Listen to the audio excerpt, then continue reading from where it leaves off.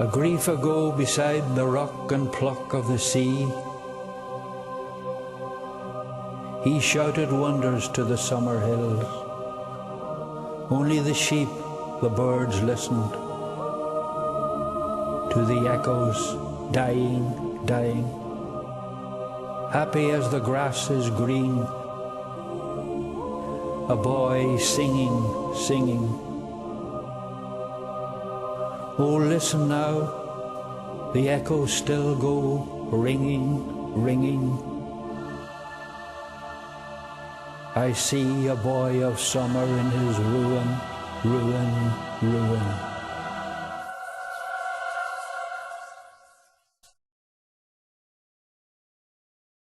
Cradled in the remote mountains of southwest Donegal, overlooking the Atlantic, lies the valley of Glenloch. A harsh, treeless wilderness of lakes and waterfalls, where sea mists drift across its timeless landscape like ancient ghosts. Uninhabited for almost 40 years and accessible only on foot, it is a place of rare, unspoilt beauty.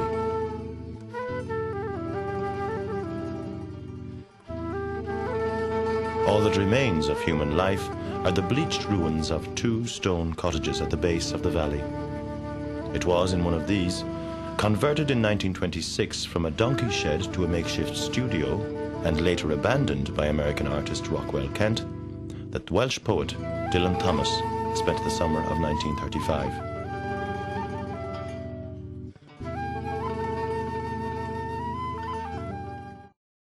Aged just 20, Thomas was already beginning to make a name for himself. His first book, entitled 18 Poems, published 8 months previously, had been critically well received, and London's literary circles, who, ever on the lookout for new emerging talent, were starting to take notice of the young Welsh prodigy. Unfortunately, Thomas's newfound reputation as a writer was in danger of being outweighed by his increasing fondness for what he affectionately called the comrade bottle. Urged by his agent and publisher, Geoffrey Grigson, to visit a doctor after developing a serious skin rash caused by excessive drinking, young Thomas, already a heavy smoker and asthmatic, was warned to start taking better care of himself. Anxious to protect his latest discovery from further self-harm, Grigson suggested a 2-week recuperative holiday in Ireland with himself as chaperone. The pair must have struck an odd couple when they arrived in Glenloch around mid-July. Grigson, editor of New Verse, a highly prestigious poetry magazine, and described as one of the shrewdest operators in literary London, was every inch the well-mannered country gentleman type. By contrast, Thomas, with his cherub face and curly mop of hair, was the consummate bohemian. His appearance, usually accompanied by a trademark cigarette hanging from his mouth, befitting his carefully cultivated image as poet. In spite of continuous rain, Thomas and Grigson embarked on a daily, sobering program of outdoor activities, including long walks across the hills. Grigson, a pastor's son from Cornwall, taught Thomas how to fish the local lakes, and gradually the young poet began to relax in his new rural setting. When the time came to leave, Thomas, undoubtedly feeling the beneficial effects of the healthy outdoors and buoyed by renewed energy to write, persuaded Grigson to let him stay on in order to work on stories and poems for his next book. Leaving him money for his board and lodging, Grigson said his farewells and departed for London. At first, Thomas, who grew a beard, welcomed the opportunity to get back to his writing, which the peace and solitude would afford him. In a letter to his Swansea friend, Bert Trick, he describes his attempts to establish a routine of regular working hours in his wilderness surroundings. My days these days are planned out carefully, or at least conveniently, to the clock I haven't got.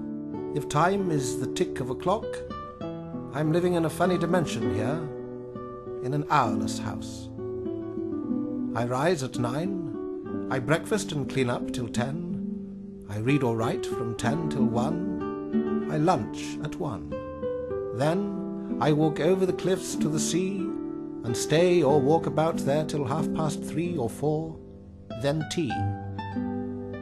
After tea, I write until early dusk, then I climb over the hills to the high lakes and fish there till dark. Back, supper, bed. Living on the local diet of potatoes, buttermilk, oatmeal and fish, which he caught himself, Thomas set himself daily tasks around the cottage, even building a stone bridge over the stream outside his front door. Describing his surroundings, he muses, "Here are gannets and seals and puffins flying and puffing and playing 1/4 of a mile outside my window, where there are great rocks, petrified like the old fates and destinies of Ireland, and smooth white pebbles under and around them like the souls of the dead Irish. There's a hill with a huge echo. You shout, 'I am dead!' and the dead Irish answer from behind the hill. I forced them into confessing that they are sad, grey, lost, forgotten, dead, and damned forever." Once a week, Thomas would leave the valley and walk the 10 miles to the nearest village of Minanary, where he would shop for provisions and pop into O'Donnell's, the local porter bar, for a few drinks. But Thomas's honeymoon with Glenloch was not to last. As the long hours of solitude passed slowly into days, he began to feel less enchanted with his surroundings and increasingly lonely. He wrote, "I can't see a landscape. Scenery is just scenery to me." He became restless and began to long for the social interaction of city life and friends. I'm 10 miles from the nearest human being, with the exception of the deaf farmer who gives me food. And in spite of the sea and the lakes and my papers and my book and my cigarettes, though they are damned hard to get and I've few left of them, and my increasing obsession with things under my skin, I'm lonely as Christ sometimes.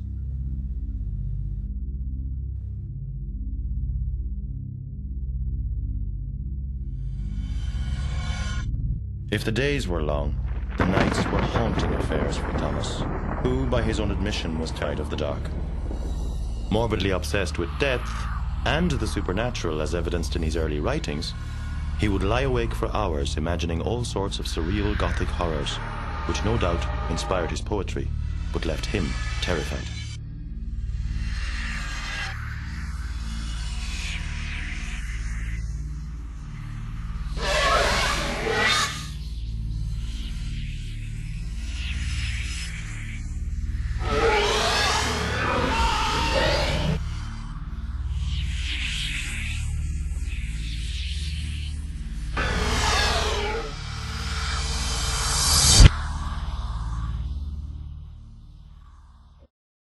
He reveals one such fantasy in a letter to Daniel Jones, dated August 14th. It was so late when I came back that I padlocked out the wild Irish night, looked through the window, and saw Count Antigarlic, a strange Hungarian gentleman who has been scraping an acquaintance with me lately, take that literally, coming down the hill in a cloak lined with spiders, and suddenly, very frightened, I hurried to bed. This is written in the cold of the next morning. The Count is nowhere to be seen, and it is only the thin mouth print of blood on the window pane and the dry mouse on the sill that brings the night back. He became increasingly self-absorbed and even started to feel sorry for himself. Revealing his peripatetic mood, he wrote, "Everywhere I find myself seems to be nothing but a resting place between places that become resting places between resting places themselves. It may be primary loneliness that makes me out of home. It may be this or that, and this and that is enough for today. Poor Dallin. Poor him. Poor me. I do not know how long I shall be here. It all depends on how the silence and the loneliness attack me. I had thought of staying here until September, but the hot months are long months, and though I can't say I like my fellows very much, and though my social conscience is becoming more flea-bitten every day, I can't indefinitely regard my own face in the mirror as the only face in the world, my beard as the only beard, my undisciplined thoughts as the only thoughts that matter under the sun or the lack of light, and as the thoughts that resolve the egg-shaped earth. I will want more than an echo, sad, grey, lost, forgotten, and damned forever, to answer me in August, and more than the contaminated sheep to Roger on the high cliffs. In spite of going on to marry Cocheline McNamara from County Clare, Thomas was very disparaging of Donegal, describing it as an unlettered and un-French-lettered country, and a poor and dirty land where the pigs rut and scrabble in the parlours.